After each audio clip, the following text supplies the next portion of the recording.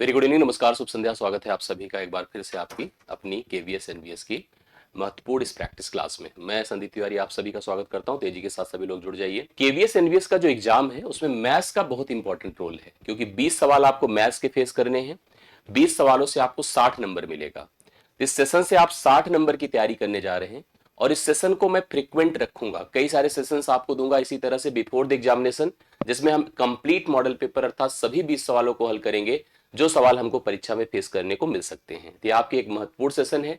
इसमें आपका proper involvement, आपकी प्रॉपर कनेक्टिविटी, कन्वर्सेशन और अपनी डिमांड, अपनी प्रॉब्लम रखना बहुत जरूरी है। तो सभी लोग प्रॉपरली जुड़े, एक एक चीज को अच्छे से देखें, कंफर्म करें, नोट करें कॉन्सेप्ट के हिसाब से। जैसे कॉन्सेप्ट आपका रेगुलर चल रहा है उसी प्रकार से यहाँ पर इस प्रैक्टिस को भी करना, इस मॉडल पेपर को भी करना आपकी रिस्पॉन्सिबिलिटी है। तो मैं देर ना करते हुए आपको लेके चलता हूं पहले महत्वपूर्ण सवाल पर। सवाल 1 से लेकर टोटल 20 तक है, अर्थात पूरा कंप्लीट मॉडल पेपर है। मैं पहले सवाल पर आपके सामने चीजें प्रेजेंट करता हूं। ध्यान से मेरी बात सुनिएगा, एक एक करके अपने सॉल्यूशंस को हमारे साथ प्रेजेंट करते रहिएगा और अच्छे से इसको पूरा तैयार करिए। किसी भिन्न के अंश में, मतलब एक फ्रैक्शन है, 8% की कमी करते हैं और उसके हर में 10% की वृद्धि करते हैं तो वह भिन्न का मान 2/5 हो जाता है। करेक्ट है। तो मूल भिन्न क्या है हमसे पूछा गया। बहुत सिंपल सवाल है। आपको अगर मूल भिन्न सोचना है ए और बटा बी, ऐसे है मेरे पास। अब इसने कहा 8% की कमी। एक्चुअली कोई चीज मूल होता है मतलब कंप्लीट होता है तो अपने आप में 100% होता है। अगर वह 100% से 8% घटेगा तो 92% हो जाएगा। आप सिंपल परसेंट लिखना चाहे तो लिख सकते हैं। और दूसरी तरफ जो हमारे पास 10% बढ़ता है वह 110% हो जाएगा।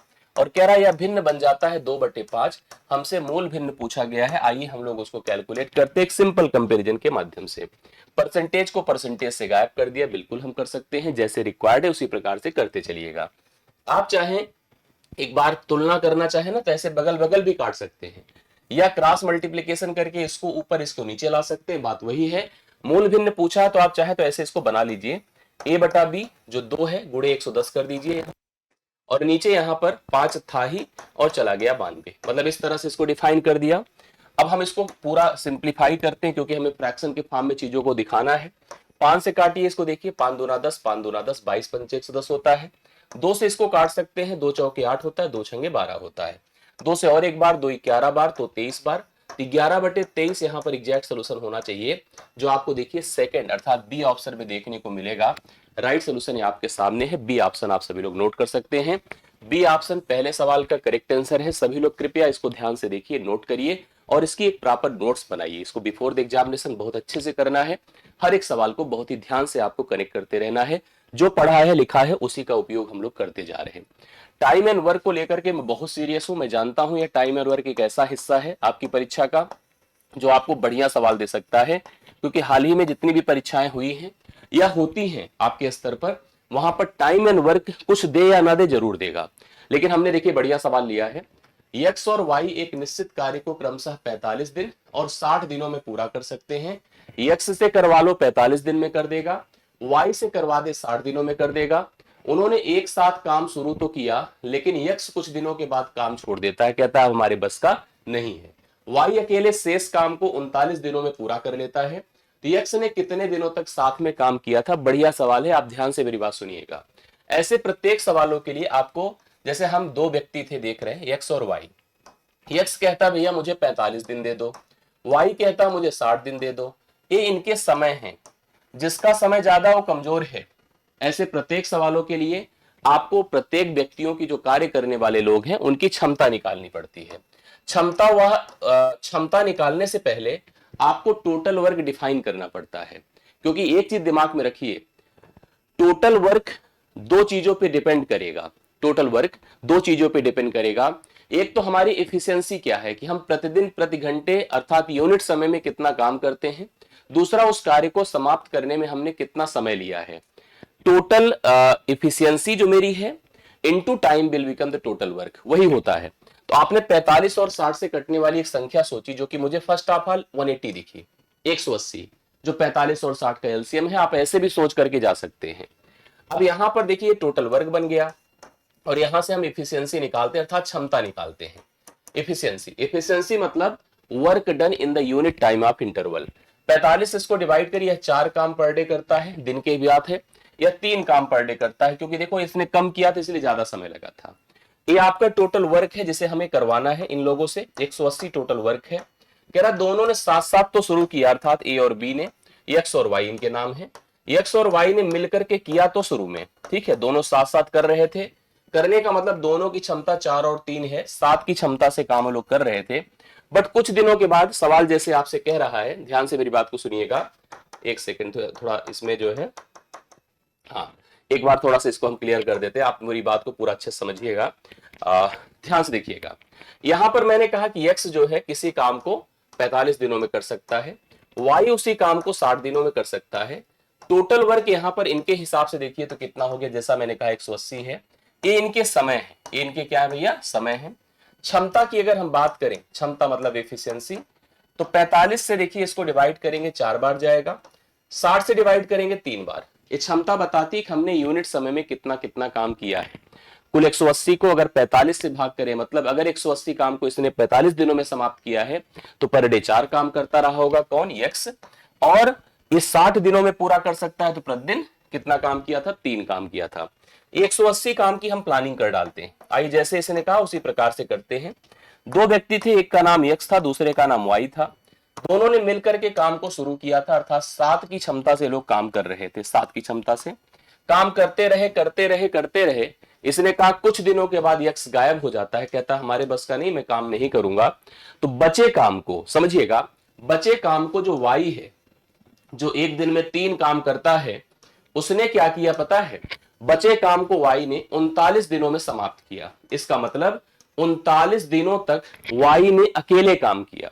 अब आप खुद सोचिए, अगर लास्ट के 39 डेज तक वाई अकेले काम करता है, उसने कितना काम किया होगा बताइए अकेले, 3 9 बार 27, 3 3 9 9 2 11, 117 वर्क 180 में से अकेले किसने किया था, वाई ने किया था।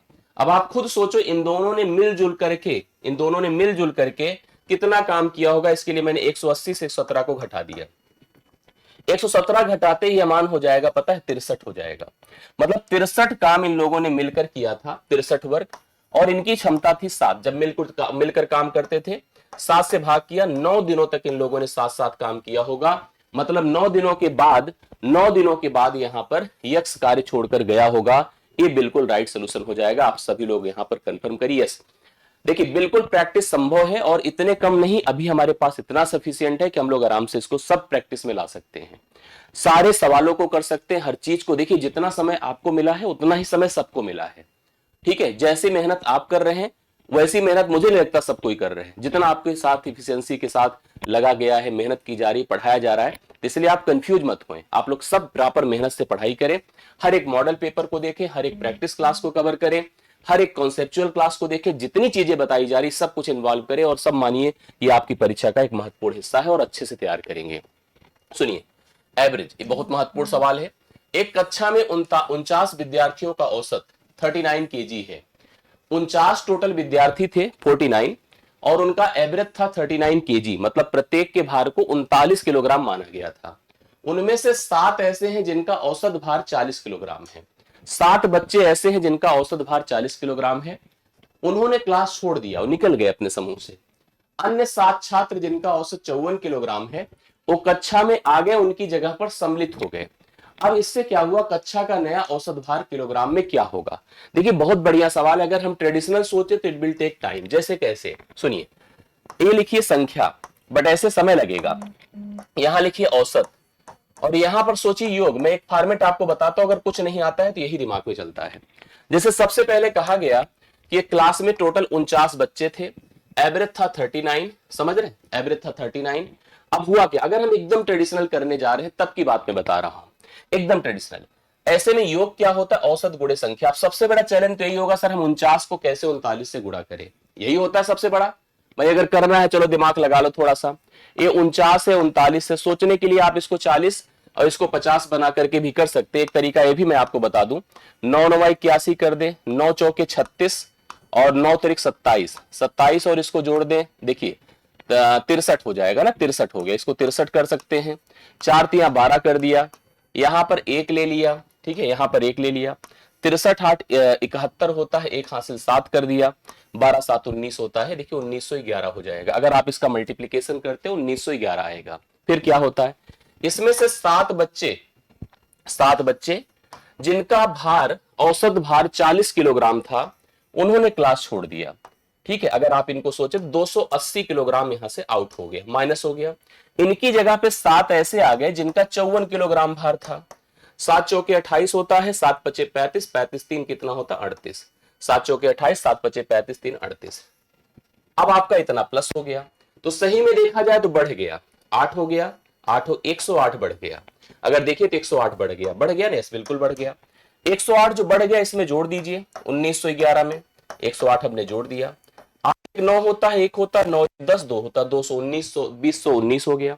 इसको मैंने 49 से भाग कर दिया, 2019 को मैंने 49 से जब भाग किया, 7 7 49, 7 दूना 14 होता है, 6 1 होता है, 7 8 56, 56 और 56 के बाद कितना हो जाएगा 4 9, 7 7 49 होता है, 7 चौके 28, 7 1 के 7, तो कुल मिला के 41 आ रहा है। ठीक है, अब इसी को हम डायरेक्ट कर सकते हैं। कैसे? दरअसल ये सवाल जो है वो स्थानांतरण बेस्ड है। इसको इस तरह से इतना लॉन्ग जाने की हमें जरूरत नहीं है, हमको इस तरह से ना करके आसानी से सवाल को करना चाहिए। कैसे? सुनिएगा बात को। हमें जैसे पहले संख्या पता था, ठीक है, संख्या पता था जो कि संख्या में 49 था, और इसका जो एवरेज था, जो औसत था बेसिकली, वो आपका 39 था। बहुत ध्यान से देखिए, आराम से आ जाएगा। होता क्या है, 7 इसमें से आउट हुए, 7 आउट हुए और उसकी जगह 7 इन हुए। ठीक है, 7 इन हुए। इससे हुआ क्या, इससे ये हुआ कि इस संख्या पर कोई प्रभाव नहीं, संख्या 49 की 49 है। करेक्ट, 7 निकल जाए समूह से और 7 आ जाए तो क्या संख्या पे कोई प्रभाव पड़ेगा? नहीं। हाँ, जो निकले थे उनका एवरेज था कितना 40, और जो आए हैं उनका एवरेज कितना है 54। इस प्रकार से हमने नोटिस किया कि यहां से यहां तक का जो डिफरेंस है वो 14 का है। कितना है भाई? 14 का। बट ये 14 कितने लोगों में? 7 लोगों के लिए है। तो 7 से इसको भाग किया, 7 से जब भाग किया तो 2, एवरेज में जो इंक्रीज होना चाहिए 2 का, अर्थात 39 में 2 जोड़ दिए। देखिए कितने, ओरल आंसर आपको 41 मिल गया, जो इस तरह से लॉन्ग हो रहा था और ये कैलकुलेशन ही फंसा देगा। बट वही बात है कि अगर जिसको ट्रिक नहीं समझ में आता, ये चीजें नहीं क्लियर होती, उनके लिए बेटर है कि आप भाई थ्योरेटिकली जहां पे एग्जाम में अगर समय बच जाए, बैठे हम लोग इधर उधर करते, उससे बेहतर है कि चलिए निपटा ही दे, सवाल को क्लियर कर दे। फिलहाल आंसर हमने आपको बता दिया और आशा करता हूं समझ में सबको आ गया होगा। नेक्स्ट क्वेश्चन देखिए, सवाल क्या कहता है। एक चुनाव में 2 उम्मीदवार चुनाव लड़ रहे हैं। चुनाव होता है, 2 उम्मीदवार है, पार्टिसिपेट करते हैं। 62% मत प्राप्त करने वाले उम्मीदवार को 144 मतों के अंतर से निर्वाचित घोषित कर दिया गया। उस चुनाव में एक प्रत्याशी जिसको 62% मत मिलते हैं, वह 144 मतों से चुनाव में विजेता हो गया, विजयी घोषित हो गया। समझ रहे हैं? यस। कुल डाले गए मतों की संख्या पूछ रहा है। यह मान लीजिए कि डाले गए मतों में से कोई मत अमान्य नहीं था। बहुत शानदार सवाल है। दरअसल होता क्या, डाउट क्या होता है, डाउट यह होता है कि प्लीज एक बार ध्यान से पहले समझ लीजिए, अंत तक हम फिर से अगर आप लोग कहेंगे तो कुछ और रिवीजन हम लगा देंगे। पूरी बात सुनिएगा। जैसे मैं बता रहा हूं, अगर कभी जैसे चुनाव होता तो हमें डर रहता है कि हो सकता है सारे मत ना पड़े हों ना, लेकिन यहां पर पहले उसने क्लियरिटी दे दी है कि सारे मतदाताओं ने अपने मतदान का उपयोग किया है। अब ऐसे में कुल मतों को हम 100% मान लेते हैं। कितना मान लेते हैं? 100। इस 100 में क्या होता है, बिल्कुल बताऊंगा। 100 में देखिए क्या होता है, एक उम्मीदवार को 62% मत मिलता है। मैं आपको एक चीज बता दूं, अगर कभी भी किसी चुनाव में इसको हम परसेंट के हिसाब से लेके चलिए, इसको 100% टोटल मानिए। किसी चुनाव में जितना मत पड़ा है उसमें से कोई 50% से, अगर दो पक्षी अर्थात 2 उम्मीदवारों के बीच चुनाव हो रहा है, कोई अगर 50% से अधिक मत पाएगा तो विजेता हो जाएगा।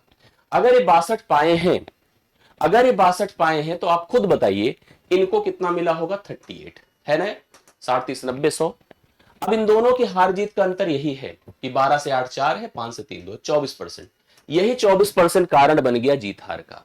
इस 24% की जो वैल्यू है वो कितना दे रखा है बताइए? 144। 1% का मान कितना होगा? 6।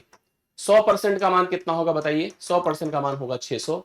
ये राइट सोल्यूशन है। यही कुल मतदाता थे, कुल डाले गए मतों की संख्या, यही कुल उम्मीदवार थे। सॉरी, उम्मीदवार तो 2 ही थे। यही कुल मतदाता थे जिनकी संख्या टोटल कितनी है? 600 है। राइट सोल्यूशन आप लोग लगा लीजिए, करेक्ट आंसर बन रहा है। नेक्स्ट आ जाइए। एक दुकानदार ने, देखिए बहुत बढ़िया बढ़िया सवाल है सारे के सारे, 25% लाभ पर एक वस्तु बेची। ध्यान से सब लोग सुनिए और आंसर करिएगा।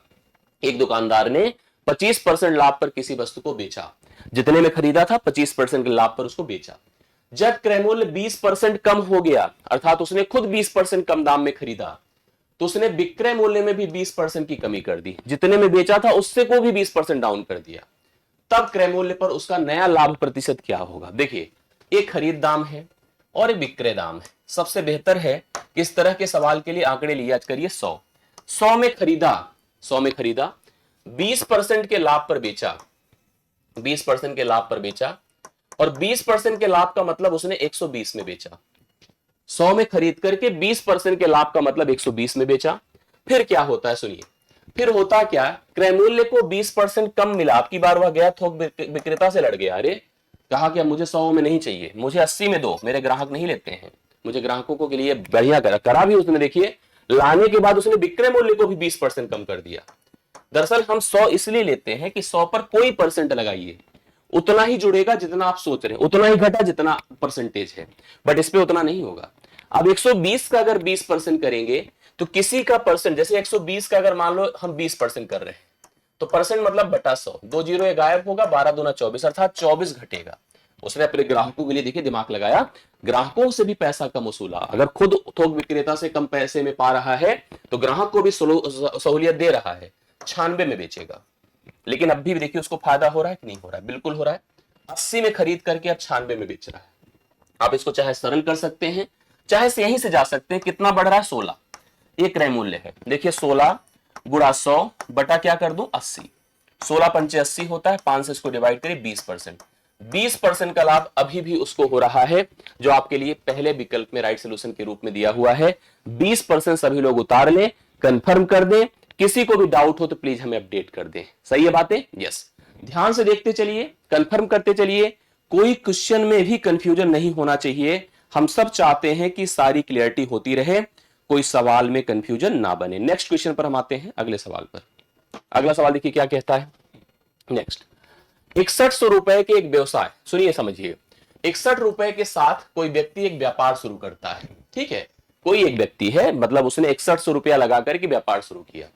6 महीने के बाद, मतलब ए ने शुरू किया होगा, यहां पर ए का नाम कटा हुआ है। ए 6100 रुपए लगाकर एक व्यापार शुरू करता है। 6 महीने के बाद बी ए के साथ उसके भागीदार अर्थात पार्टनर्स के तौर पर जुड़ जाता है। 6 महीने बाद आता है, 6 महीने बाद आता है। 1 वर्ष के बाद लाभ को ए के साथ ए और बी के बीच 1:2 के अनुपात में विभाजित किया जाता है। बी की पूंजी का योगदान कितना है? एक बात समझ लीजिएगा, कभी भी जो व्यापार होता है उस व्यापार में जो लाभ का बंटवारा है, अगर पार्टनर्स के बीच व्यापार हो रहा है तो लाभ का बंटवारा हमेशा निवेश पर निर्भर करता है। और निवेश 2 चीजों पर निर्भर करता है, एक तो धन, दूसरा समय। कि अगर हम किसी व्यापार में पार्टनर हैं तो हमने कितना पैसा लगाया और कितने समय तक के लिए लगाया। ये 2 बातें यहां पर हमको समझने की जरूरत है। ध्यान से मेरी बात सुनिएगा। ए ने व्यापार शुरू किया कितने पैसे लगा के? 6100 रुपए लगाकर, और शुरू से रहा और अंत तक रहा।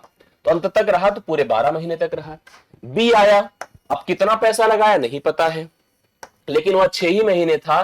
क्यों 6 महीने था? क्योंकि वह 6 महीने बाद आया था जब। लेकिन अब सोचो, अब प्रॉब्लम देखो, चीजें समझो। देर से आया 6 महीने बाद, लेकिन जब लाभ बांटा तो इसकी तुलना में 1:2 के अनुपात में लाभ बांटा। तो अब यहां से हमको कंफर्म हो जाएगा कि बी ने कुल कितनी पूंजी लगाई थी, बी का कुल कितना निवेश था। ये हम तुरंत यहीं से क्लियर कर देते। आप देखिए समझिए, चीजें हो जाएंगी।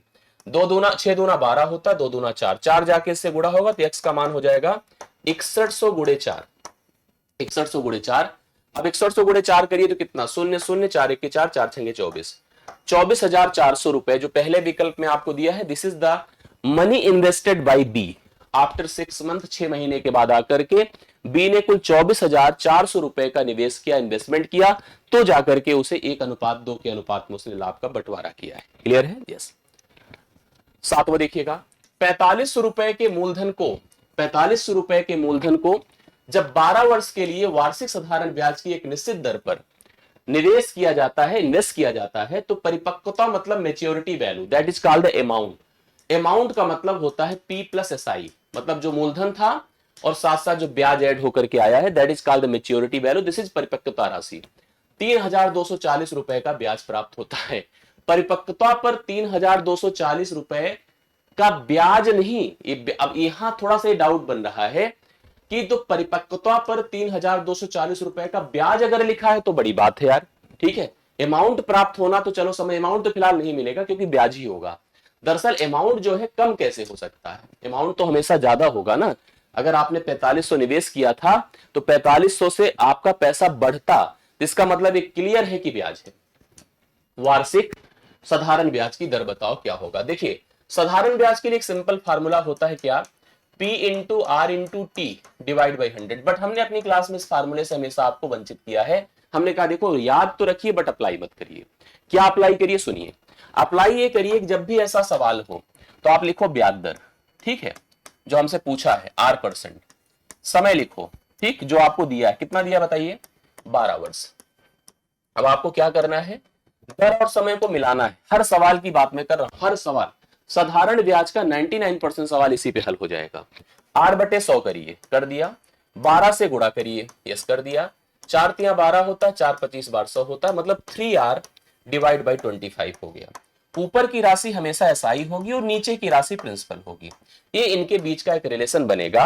अब एसआई का मान अपने सवाल में 3240 दिया है और प्रिंसिपल का मान हम लोग को 4500 दिया है। यही टोटल कनेक्शन है, इसी को फॉलो करिए। आर अपने आप कैलकुलेट होता हुआ आपको दिखेगा, मैं दिखा रहा हूं। इसको इससे खत्म किया, 4 3 7 2 9 से कट रहा है, 9 5 45 50 कर दिया, 9 त्रिक 27, 9 6 54, इतना सही हो रहा है, यस। 25 दूना 50 होता है, यस बिल्कुल सही है। 3 से करिए 12 बार गया, 2 से करिए 6 बार गया, तो यहां पर आपके पास यहां पर कितना हो जाएगा, ये आपका जो ब्याज दर हो रहा है वो 6% हो रहा है। ब्याज दर 6% हो रहा है, लेकिन यहां पर किसी में, जैसे यहां पर क्या लिखा है, 4500 के मूलधन को जब 12 वर्ष के लिए वार्षिक साधारण ब्याज की एक निश्चित दर पर निवेश किया जाता है तो परिपक्वता पर 3240 रुपए का ब्याज प्राप्त होता है। वार्षिक साधारण ब्याज की दर ज्ञात करिए। अब आपको बता दूं कि हमारे हिसाब से 6% है, वेरिफिकेशन के लिए और भी सोच सकते हैं, फिलहाल कोई गलत नहीं, हम 6% पर जा रहे हैं। 6% यहां पर ब्याज दर होगा और गलत लिखा हुआ है, कंफ्यूज मत होइएगा, ठीक है। सही उत्तर है, बिल्कुल सही है, गलत बिल्कुल नहीं है। एक चीज हो सकता था, आपसे पूछ लेता कि इसकी मासिक क्या होगा, मासिक पूछ सकता था, बट 6% पर एकदम श्योर है।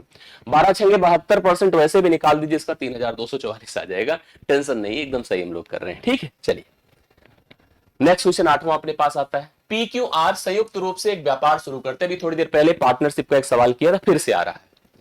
यह सहमति हुई थी कि पी 6 महीने के लिए 25,000 का निवेश करेगा, कौन करेगा, पी। क्यू 5 महीने के लिए 44,000 का निवेश करेगा, यस। आर 3 महीने के लिए 50,000 का निवेश करेगा और कुल लाभ जो आएगा उसमें पी की राशि क्या होगी, लाभ के तौर पर उसे कितना मिलेगा। जो वहां डिस्कशन था वही यहां कि हमारा लाभ हमारे निवेश पर निर्भर करेगा। पी ने कहा था भैया हम लगाएंगे कितना पैसा बताओ, पी लगाएगा 25,000 रुपए। पी देखो यहां पर ऐसे बनाइएगा जैसे बता रहा हूं, 3 व्यक्ति हैं, पी है, दूसरा क्यू है, तीसरा आर है। आइए इनके निवेशों को कंपेयर करिए, तभी तो लाभ का बंटवारा हम कर पाएंगे, नहीं तो कहां ही कर पाएंगे। पी ने लगाए 25,000 और कितने महीने की बात है, 6 महीने के लिए। क्यू ने कहा हम लगाएंगे 44,000 और कितने महीने तक बोलिए, 5 महीने तक के लिए। आर लगाएगा 50,000 और कितने महीने तक के लिए, 3 महीने तक के लिए। यही इनके निवेश का कंपेरिजन होगा, बट इसको जितना आसान कर सको उतना आसान करो, तभी सवाल सेट होगा। 3 जीरो गायब, 3 जीरो गायब, 3 जीरो गायब, इतना तो हमारा खत्म मामला हो गया। अभी देखिए और क्या स्थिति बन रही है जो कि कैंसिल होने की कंडीशंस में आ रही है। जैसे 5 से 5 पचे 25, ठीक है, 5 एक के 5, 5 दहम में 50, इतना हो गया। अब कुछ है नहीं, 5 छंगे 30, सही है, 44 और 10 तिया 30, अब कुछ कटने उठने लायक नहीं है। इस प्रकार से यहां पर पैसे बटे हैं, मतलब एक प्रकार से आपने देखा होगा तो पी और आर का हिस्सा बराबर बराबर है, यस। अनुपाती पदों को जोड़ दिया करिए ऐसी स्थिति में, क्योंकि हमें लाभ का बंटवारा करना जो कि 1,04,000 है। 30 30 60 40 100, ये आपका 104 हो जाएगा। 104 की तुलना 1,04,000 से तुरंत कर डालिए, 1 बराबर 1,000 आएगा। हमसे पूछा है पी का हिस्सा जो कि 30 है, 30 बराबर 30,000 आएगा, तो 30,000 जाएगा पी के खाते में और उतना ही जाएगा आर के खाते में। अगर आपको क्यू के खाते का पता करना था 44,000 हो जाता। इस प्रकार से प्रत्येक के निवेश को हमने जब कंपेयर किया तो अपने आप लाभ का बंटवारा हो गया और लाभ का बंटवारा आपने निर्धारित किया, यस। नेक्स्ट देखिएगा, केशव और दानिश दोस्त हैं, दो दोस्त हैं, एक का नाम केशव है, दूसरे का नाम दानिश है। 4 वर्ष पहले केशव की आयु दानिश की वर्तमान आयु के बराबर है। अर्थात जित समय, देखिए ध्यान से, केशव और दानिश दो दोस्त हैं। 4 वर्ष पहले केशव की आयु दानिश की वर्तमान उम्र, जो दानिश की इस समय प्रेजेंट एज, उसके बराबर है। 6 वर्ष के बाद उनकी आयु का अनुपात 19-17 हो जाएगा। उनकी आयु का योग क्या है, मतलब उनकी वर्तमान आयु का योग पूछ रहा है। हम पहले आपको कुछ बातें, मतलब पहले इस प्रेजेंटेशन को दिखाते हैं। ये वर्तमान की स्थिति है। यहां पर एक कहानी 4 वर्ष पहले की है, मैं थोड़ा सा वहां भी चलता हूं, और एक बात यहां 6 साल बाद की है। मतलब इतनी बातें हम लोग को दे रखा है। यहां पर एक डिस्कशन उसने कर रखा है, उसको भी सुनिएगा। डिस्कशन से है कि 6 वर्ष बाद उनकी आयु में अनुपात होगा 19 और 17 का। ठीक है, एक केशव होगा, पहला व्यक्ति एक केशव है और ये दानिश है। करेक्ट है, स्थिति है। अब हमसे कहा है, सवाल पढ़िएगा, एक कंडीशन है, ध्यान से देखिएगा। इसने कहा केशव और दानिश दो, चलिए ठीक है, 4 वर्ष पहले केशव की आयु दानिश की वर्तमान आयु के बराबर थी। 4 वर्ष पहले केशव की आयु दानिश की वर्तमान, मतलब जैसे हम कहते नहीं यार तुम 4 साल पहले जो थे आज मैं उतना हूं। ठीक है, अगर आपकी उम्र, जैसे उम्र कंपेरिजन करी, आप 4 साल पहले जो थे उतना मैं हो चुका हूं, ये स्थिति है। मतलब आपको ऐसे समझना चाहिए कि तुम्हारी उम्र जो 4 साल पहले थी उतनी उम्र मेरी आज हुई है। इसका मतलब आप क्या समझेंगे बताइए। लिखा है केशव 4 वर्ष पहले केशव की आयु, जो 4 साल पहले जो केशव की उम्र थी वो दानिश की वर्तमान उम्र के बराबर है। इस लाइन को आप कैसे कनेक्ट करेंगे, जब आप इसी को निर्धारित करिए तभी सवाल की अगली एक्टिविटी पर चलिए। समझ रहे हैं? आप सुनिए, 6 वर्ष बाद उनकी आयु का अनुपात 19-17 का है, तो उनकी आयु में वर्तमान आयु बोला जाएगा, क्योंकि देखिए सारी गणनाएं अनुपात की आयु की वर्तमान पर डिपेंडेंट होती है। अगर कोई उम्र, जैसे कोई 4 साल पहले जो था वो मेरी प्रेजेंट एज थी उसकी, इस समय वो हमसे ज्यादा ही तो होगा। कैसे होगा बताइए। जैसे आप 4 साल पहले किसी की उम्र मान लीजिए यहां पर 20 थी और किसी की उम्र 24 थी, तो क्या कह रहा है, ये कह रहा है कि भैया तुम्हारी उम्र, ये देखो, ये कहेगा, देखो इस समय अगर कोई 20 साल का है और इसी समय कोई एक 24 साल का है, तो ये कहेगा, देखो भाई, ये कहेगा, किससे कहेगा कि ये कहेगा, सॉरी, जो तुम्हारी उम्र 4 साल पहले थी 20 थी, वही मेरी प्रेजेंट एज है। यही तो बोलेगा ना भाई। अगर इस समय कोई 20 का है, अगला 24 का है, तो ये कहेगा नहीं कि जो तुम्हारी उम्र 4 साल पहले थी वो मेरी अभी है। ये डिस्कशन होगा। यही कहानी इनके साथ भी है। दोनों दोस्त है, कह रहा 4 साल पहले जो केशव की आयु थी, तो इसका मतलब केशव बड़ा है, दानिश की वर्तमान उम्र के बराबर है। तो यही मैंने आपको प्रेजेंट करके भी दे दिया। अब आपको एक चीज समझना है कि जैसे हम इनको थोड़ा सा, जैसे हम ये कंफर्म करते हैं, मतलब आप समझिए बातों को। जैसे अगर हम कह दें इसको भी लेकर के हम अनुपात, मतलब मुझे ऐसा लगता है कि ऐसे सवालों में अनुपात को भी आप यूज कर सकते हैं, ऐसी बात नहीं है, बट हम चाहेंगे हम ऑप्शंस का भी सहारा ले सकते हैं। दरअसल हमसे दोनों की आयु का योग पूछ रहा है और दोनों की आयु के योग को भी हम निर्धारित कर सकते हैं, लेकिन पहले हम जैसे बता रहे हैं वैसे उस हिसाब से समझिएगा। जैसे हम ये कह दें कि यहां पर अगर मान लो केशव की उम्र को हम केशव ही मानते हैं, ठीक है, तो केशव कहते हैं किससे, केशव की आयु दानिश की वर्तमान आयु के बराबर है। मतलब केशव की उम्र जो है दानिश की वर्तमान उम्र के बराबर है। मतलब केशव की, ये देखो दानिश की उम्र यहां पर कितनी है, दानिश की उम्र यहां पर डी है। जैसे आप हम लोग यहां पर सोच लेते हैं, यहां पर दानिश की उम्र कितनी है, डी है। या तो एक काम करिए, थोड़ा सा आसान बनाइए इसको, नहीं तो ऐसे तो मतलब कंफ्यूज हो जाएंगे आप लोग ना। जैसे आसान बनाना मतलब ऐसे करते हैं, मैं समझाता हूं थोड़ा सा। इसको देखिए कैसे कर, एक सेकंड, ये तो यार गड़बड़ हुआ, एक सेकंड भाई, थोड़ा सा रुक जाइएगा। चलिए, बहुत मतलब क्लियर कर सकते हैं हम लोग। यहां पर लिखा है केशव और दानिश दो दोस्त हैं। 4 वर्ष पहले मैंने एक थीम आपको समझाई, उसको फॉलो करिए, उसी से आप कनेक्ट करिए। जैसे मैंने कहा इस समय कोई 20 का है, कोई 24 का है, तो 20 वाला हमसे कह रहा भैया तुम जब 4 साल पहले जो थे ना वो आज मैं हुआ हूं। ठीक है, यही है। अगर हम कहते 4 साल पहले केशव की आयु दानिश की वर्तमान आयु के बराबर है, तो दानिश की वर्तमान आयु अगर 20 है तो केशव की जो है, इस हिसाब से अगर देखा जाए तो केशव की 4 साल पहले 20 की रही होगी, तो इसका मतलब केशव इस समय ज्यादा साल का है। यहां पर केशव है, यहां पर दानिश है। ये आपको वर्तमान की स्थिति में दे रहा हूं, ये 4 साल पहले की बात बता रहा हूं, 4 साल पूर्व की, और ये 6 साल बाद की बात बता रहा हूं। ठीक है, ये 6 साल बाद की बात बता रहा हूं। 6 साल बाद स्थिति है कि उनकी आयु में 19 और 17 का रेशियो है। एक बात आपको बता दूं, जो एज गैप होता है वो जीवन भर बराबर रहता है। मतलब आयु का जो डिफरेंस है वो जीवन भर बराबर है। जैसे आप एक बात सोच के बताओ, अगर मैं आपसे जितना बड़ा हूं तो जीवन भर उतना ही तो बड़ा रहूंगा, कभी कम ज्यादा थोड़ी होऊंगा ना। इसका सेंस यहां से क्या बन रहा है कि दोनों की आयु में 4 वर्ष का अंतर है। केशव दानिश से 4 साल बड़ा है, एकदम स्पष्ट यही बात है और कुछ करने की जरूरत नहीं है। मतलब जो लाइंस लिखा है उस लाइन को अगर एकदम थीम बनाकर सोचिए तो केशव दानिश से 4 साल बड़ा है, बस इतना मानिए। और 4 साल वो बड़ा ही वर्तमान में है, पहले भी था, बाद में भी रहेगा, जीवन भर 4 साल बड़ा रहेगा। अब अनुपातिक अंतर देखिए, अगर बड़ा दो छोटा देखना, 2 का अंतर है, 2 बराबर हम 4 कर दे, एक्चुअली जो डिफरेंस है 1 बराबर हम लोग यहां 2 कर दें, इस समय अगर केशव की उम्र 38 साल है तो दानिश की उम्र कितनी हो जाएगी पता है? 34 साल हो जाएगी। 6 साल पहले वर्तमान में चलते हैं तो 32 साल के रहेंगे और 6 साल पहले रहेंगे 28 साल के। इस समय दोनों जुड़ करके कितने साल के हो जाएंगे पता है? 60 साल के। कितने? 60 साल के। 60 ही सवाल का उत्तर है। अगर आपको कनेक्ट करना है तो कनेक्ट ऐसे भी कर सकते हैं क्या, केशव इस समय 32 साल का, केशव जो 4 साल पहले था दानिश के अभी के बराबर है। इस हिसाब से इसका सही उत्तर आपका 60 है, जो हम लोग करेक्ट कर सकते हैं। थोड़ा सा दिमाग लगाने की जरूरत है, बाकी कुछ सवाल में ऐसा कुछ नहीं है कि जो आपको कंफ्यूज कर सकता है, आराम से सवाल का उत्तर दिया जा सकता है। नेक्स्ट क्वेश्चन पर आइए।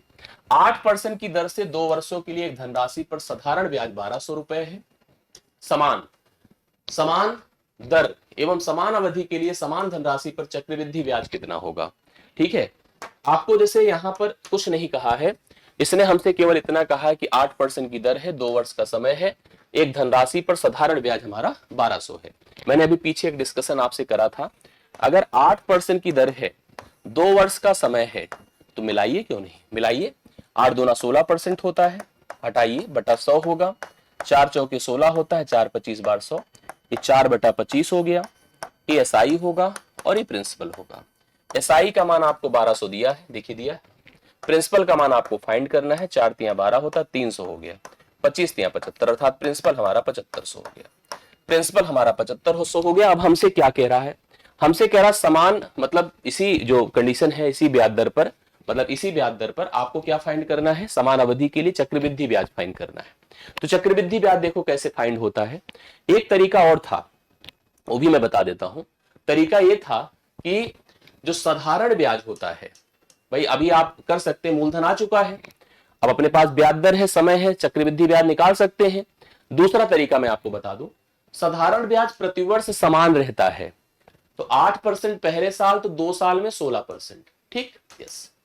चक्रवृद्धि ब्याज सतत के हिसाब से बढ़ता है, तो सतत का मतलब है कि अगर 8% की ब्याज दर को सतत के हिसाब से बढ़ाएं तो इसका रूल होता है a plus B plus A B divide by 100। A method से आप लोग 8 और 8 को अप्लाई कर पाते हैं 2 साल के लिए, तो 8 प्लस 8 गुणे 8 बटा 100, अर्थात ये आपका 16.64% हो जाएगा। अब 16% साधारण ब्याज आपको दिया है, जो कि 1200 है, दिया है। 16.64% का मान आपको कैलकुलेट करना है। आइए करके देता हूं। परसेंट से हटा, 16 से इसको डिवाइड करिए या 4 से करिए, 4 चौके 16, 4 तिया 12, 300 हो गया। इसको इससे करिए तो 75 हो गया। 75 का 16.64 से गुणा कर दीजिए। ठीक है, 75 से गुणा कर दीजिए। थोड़ा सा जैसे डाउट है तो दशमलव हटा दीजिए, नीचे 100 आ गया, यस आ गया। इससे आसान हो जाएगा। 25 तिया 75 होता है, 25 चौके 100, 4 से काटिए, 4 चौके 16, 4 एक के 4, 4 छंगे 24, गुणे 3 करिए, 3 छंगे 18, 3 एक के 3, 3 चौके 12, 1248 रुपए आ जाएगा। 1200 कितना? 3 छंगे 18, 3 एक के 3 एक 4, 1248 रुपए। पहला विकल्प यहाँ राइट सोल्यूशन होगा, जो कि चक्रवृद्धि ब्याज होगा उसी ब्याज दर पर। बाकी अपने पास मूलधन आ गया था, ब्याज दर थी, 2 साल का समय था, चक्रवृद्धि ब्याज वैसे भी निकल जाता, वैसे भी सवाल आपका हल हो जाता। तो राइट सोल्यूशन आ रहा है।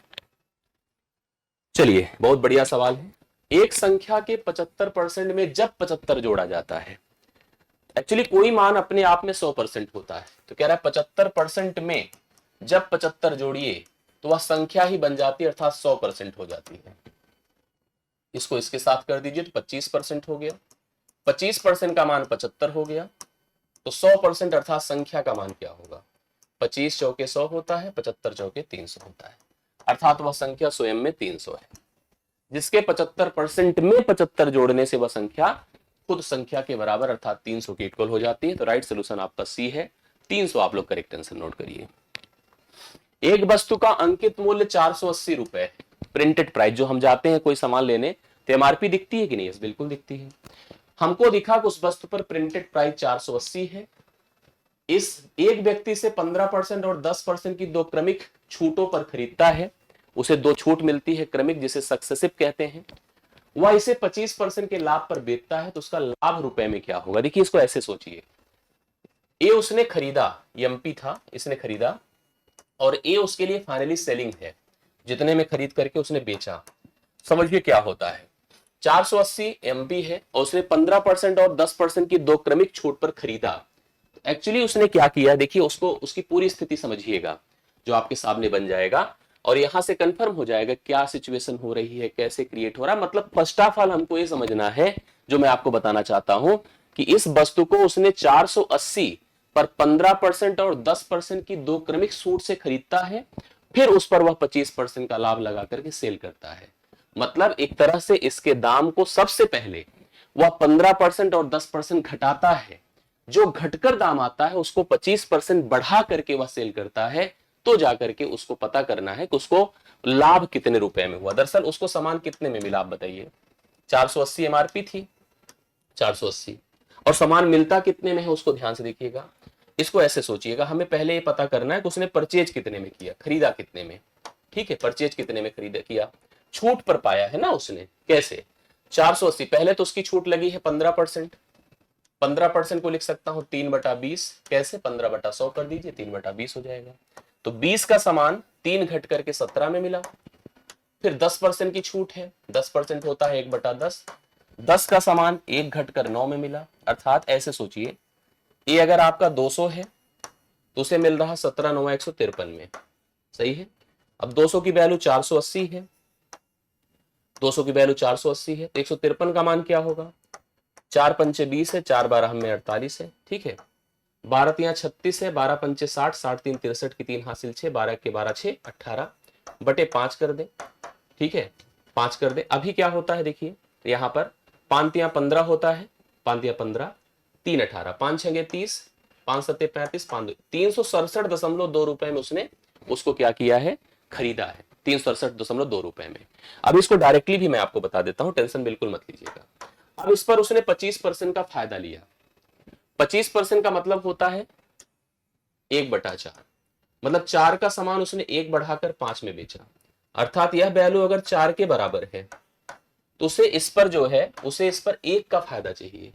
तो 4 से केवल इसको भाग कर दीजिए, 4 9 36 होता है, 4 1 के 4 होगा, 3 2 4 8 32 होगा, 91.80 का उसे बेनिफिट होगा। बट हमें ऐसे करना चाहिए था, कैसे? पहले छूट लगाइए जो कि 15% और 10% है, ये छूट है दोनों।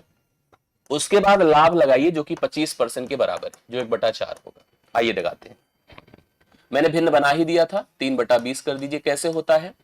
5 तिया 15, 5 भी साम में 100। इसी प्रकार से 1/10 कर दीजिए, ठीक है, बटा 100 करने से 20 से 3 घट करके 17 होगा, 20 से 3 घटकर 17 होगा, 10 से 1 घटकर 9 होगा, और यहां 4 से 1 बढ़कर 5 होगा।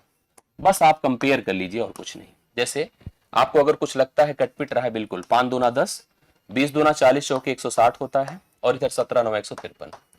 एक तरह से इसका मान हमको दिया है, इसका मान, और आपको डिफरेंस पता करना है कि कितने का उसे फायदा हुआ या कैसे। इसका मान दिया, इसका मान निकालना है, खुद कंफर्म हो जाएगा क्या कैसे हो रहा है। राइट सोल्यूशन आपका सी ऑप्शन, मैंने आपको पहले से बता दिया है, ठीक है। चलिए 12वां डन होता है।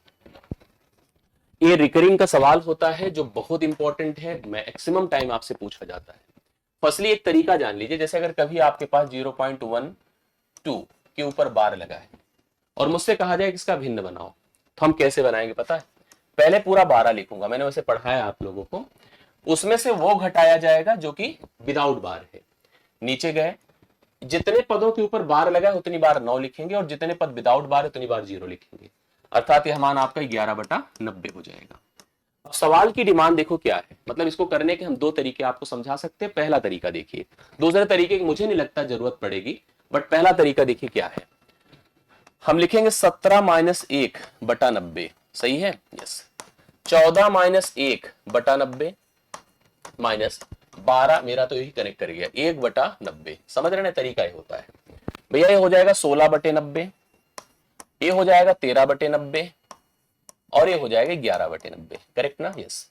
16 13 29 होता है, 29 में से 11 निकलेगा, 29 में से 11 निकलेगा तो 29 में 10 19 1 18, 18/90, क्योंकि सबके हर बराबर है। 18 1 के 18, 18 पंचे 90, 1/5 आ रहा है कहीं पर, yes, B option right solution है। 1/5 आप कनेक्ट करिए, करेक्ट आंसर आपके इस सवाल का है।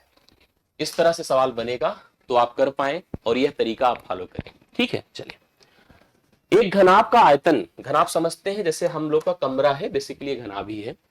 इसका आयतन 3456 सेंटीमीटर क्यूब दिया है।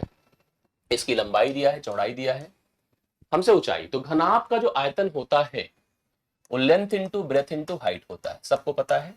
घनाभ का स्ट्रक्चर देखना, देख लीजिए ऐसे बनता है। आप अपना कमरा देखिए ना जहां बैठे हैं, यही तो घनाभ है। आपकी किताब घनाभ है, सब घनाभ ही तो है, ठीक है।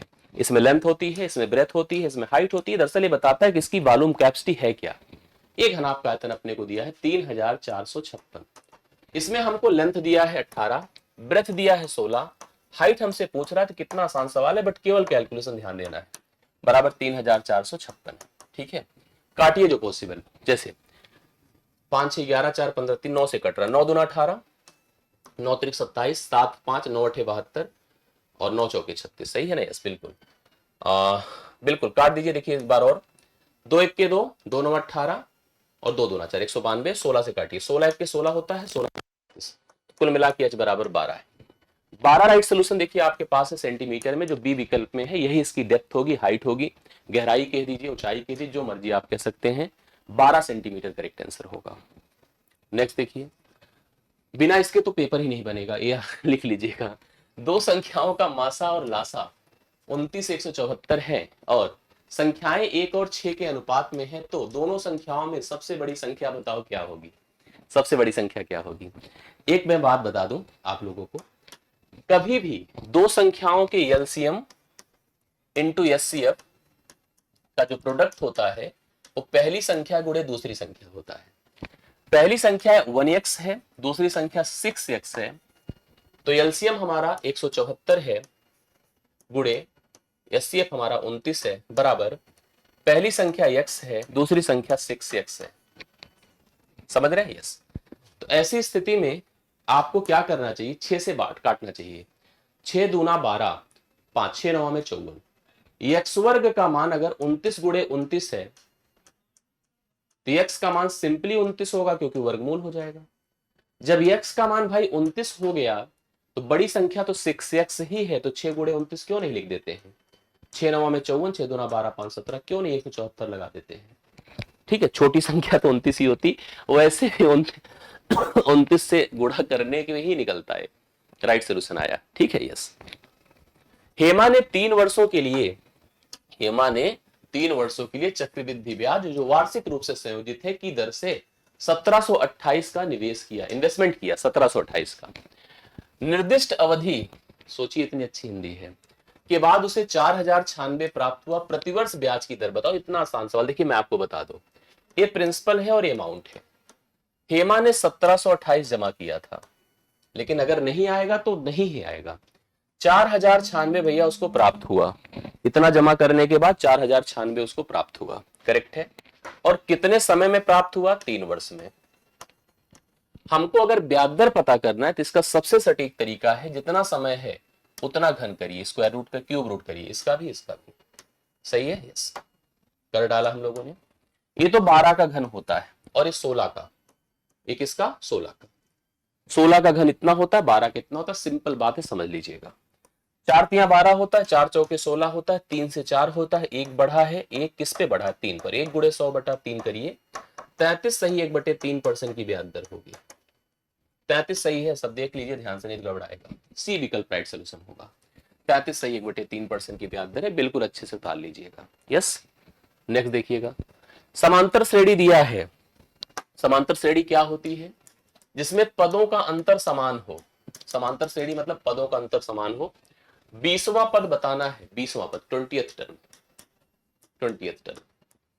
समांतर श्रेणी होती कैसे है? ए प्लस डी, ए प्लस 2d, ऐसे बढ़ते जाइए। पदों का अंतर समान रहता है, प्रत्येक पद के बीच डिफरेंस सेम रहता है। ऐसे में समांतर श्रेणी का जो nth टर्म होता है tn, a plus n-1 into क्या होता है? d होता है। ठीक है। अब हमसे जो 20th टर्म पूछा तो t20 होगा, जो a प्लस n माइनस मतलब 20 - 1 मतलब 19d हो जाएगा। अब समांतर श्रेणी जो आपको दिया है इसमें पहला पद ए है, कॉमन डिफरेंस डी, 16 से 11 घटा दे, 11 5 16 होता है, 5 इसका डिफरेंस है, करेक्ट है, यस। तो ए की जगह आप लिखे 11 प्लस 19 गुणे कितना कर दे 5, 11 प्लस 95, 5 1 6 9 1 10, 106, 106 आएगा, बी ऑप्शन है, 20th टर्म 106 होगा। ये तरीका होता है किसी समांतर श्रेणी को मैनेज करने का, इसको डिफाइन करने का, इसके पदों को ज्ञात करने का। ये तरीका मैंने जो आपको बताया, this rule will work always, हमेशा ये काम करता दिखेगा।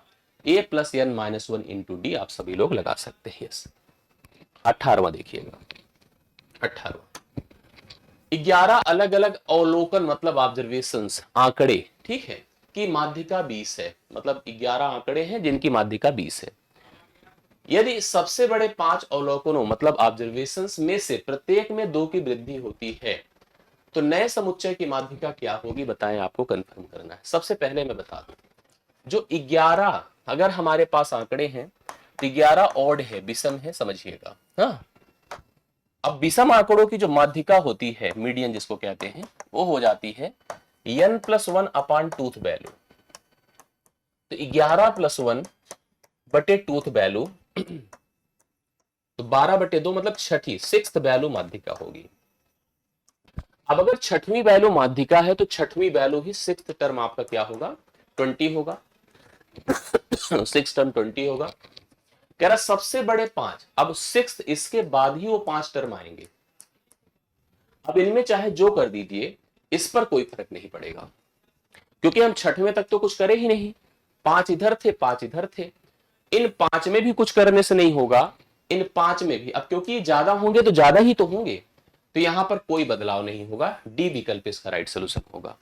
बदलाव तो तब होता जब इनमें भी कुछ परिवर्तन होता, तो शायद कुछ बदलाव होता, अन्यथा यही रहेगा, क्योंकि उधर तो कुछ टच ही नहीं हो रहा, उधर से कोई। हम लोग जब माध्यिका निकालते हैं तो सीक्वेंस को हम इसके हिसाब से सेट करते हैं और छठवें पे जाके रुक जाते हैं, उसके बाद चाहे जो, हमसे कोई फर्क ही नहीं। डीआई देखिए पूछा जा रहा है, अभी एमआरएस में भी पूछा गया है, तो आपके यहां भी बिल्कुल पूछा जा सकता है।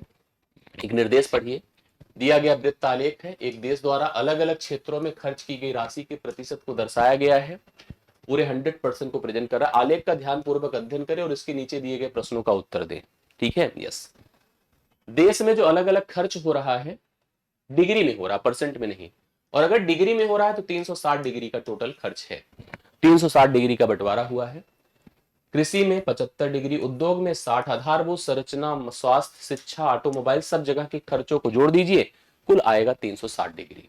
सवाल क्या कहता है, यदि उद्योगों पर खर्च की गई कुल राशि, उद्योग कहां है, यह 60 डिग्री, 5 लाख करोड़ थी, मतलब इसका मान 5 लाख करोड़ है, 5 लाख करोड़, ठीक है। अब तो शिक्षा और स्वास्थ्य पर खर्च की गई राशि कितनी थी, शिक्षा ये है, स्वास्थ्य है, दोनों जोड़िए 90, 135 डिग्री। अगर 60 डिग्री का मान हमको दिया है 5, तो 135 डिग्री का मान क्या होगा, ठीक है। आइए ट्राई करिए, 15 चौके 60, 15 9 135, 9 पचे 45 बटा आप करो 4, 4 से भागे 4 1 के 4, 4 1 के 4, 4 2 8, 4 5 20, 11.25 लाख करोड़, ये राइट सोल्यूशन होगा, सी विकल्प, 11.25 लाख करोड़ 19वें का करेक्ट आंसर होगा। सही उत्तर आप लोग नोट कर लीजिएगा। वृत्ति एक, फिर से एक सवाल है दूसरी तरह से। वृत्त आरेख एक ऑनलाइन सर्वे है जिसमें विद्यार्थियों से उनके पसंदीदा विषय के बारे में पूछा जाता है, उसका परिणाम है। इसमें सब आंकड़े में वैल्यू दे रखा है, जैसे मतलब किसी से पूछा गया, कुछ बच्चों का ऑब्जर्वेशन हुआ, उसमें पूछा गया गणित कितने लोगों को पसंद है, तर्क कितने लोगों को, अंग्रेजी, सामान्य अध्ययन, कंप्यूटर, आपके जो विषय है उसी को पूछा गया है कि आप में से, जैसे आप लोग टीयर 1 दे रहे हैं, देखो सारे आपके विषय रख दिया, गणित, हाँ, रीजनिंग, अंग्रेजी, सामान्य अध्ययन, कंप्यूटर, हिंदी, गजब, आपका ही पूरा विषय रख दिया एकदम, टीयर वन कनेक्ट कर दिया। चलो, तो आप बताना आप किसमें से हैं, किसकी तरफ हैं, आप लोग बताइएगा। चलिए, औसत विद्यार्थी कितने हैं भैया, औसत मतलब योग बटा संख्या, सिंपल, कुछ करना ही नहीं था, योग बटा संख्या, योग बटा संख्या। चलिए आइए बताइए, जोड़ता हूं, हाँ, 12 8 20, 20 से 26, 50 रोके रहिए, 26 7 33, 26 7 33, 34 कर दीजिए, 34 7 41, 10 51 4 55, 5500 है, बटे कितना है विषय, 3 3 6, 6 से काटिए, 6 9 में 54, 6 9 9 के साथ एक ही विकल्प है, 9 से 17 राइट सोल्यूशन है। और यही अंतिम सवाल है, यही 20वां सवाल है। इसी से आज का सेशन यही समाप्त होता है। सेशन कैसा लगा कमेंट करके बताइएगा। जहां किसी सवाल में डाउट हो तो हमें अपडेट करिएगा। थैंक यू सो मच, आज के लिए धन्यवाद।